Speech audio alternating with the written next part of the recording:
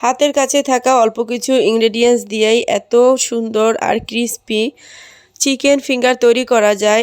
এটা আসলে বুঝতে হলে অবশ্যই একবার ট্রাই করতে হবে। হ্যালো এভরিওয়ান, আসসালামু আলাইকুম। আমি আজকে চিকেন ফিঙ্গার রেসিপি করে দেখাবো। তার জন্য এখানে নিয়েছি মুরগির বুকের মাংস। আমি এটা চিকন চিকন করে কেটে নিয়েছি।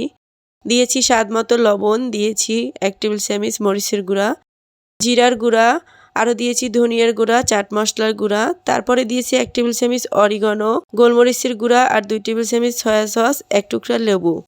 তারপরে দিয়েছি এখানে 1 টেবিল চামচ আদা বাটা, রসুন বাটা আর একটা ডিম।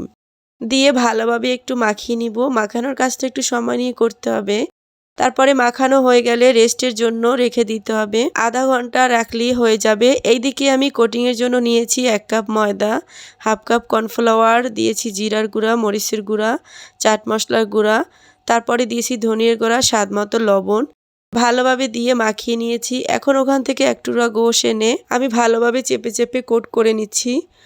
এক্সট্রা ময়দাটা ঝেড়ে আমি দিয়ে দিচ্ছি সরাসরি তেলের ভিতরে। কোটিংয়ের কাজটা করার পরে এই চিকেনটা রেখে দেওয়া যাবে না। রেখে দিলে কোটিংটা নষ্ট হয়ে যাবে। তাই সরাসরি গরম তেলে দিয়েই ভেজে নিতে হবে।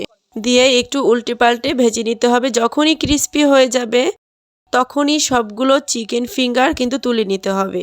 ফাইনাল লুকটা আপনাদের একটু দেখিয়ে দিচ্ছি কতটা ক্রিস্পি হয়েছে আর কতটা লোভনীয়। দেখলেই কিন্তু জিভে জল আসার মতো একটা রেসিপি। এই রেসিপিটা এতটাই সহজ। আমার রেসিপি ফলো করলে আরো সহজভাবে আপনারা বাসায় চিকেন ফিঙ্গার তৈরি করে নিতে পারবেন। ট্রাস্ট মি, এটা এতটাই একটা ক্রিস্পি চিকেন আর লোভনীয়, আর এটার ভিতরে যে কত ধরনের টেস্ট পাওয়া যায় এটা আসলে বুঝতে হলে অবশ্যই একবার ট্রাই করতে হবে।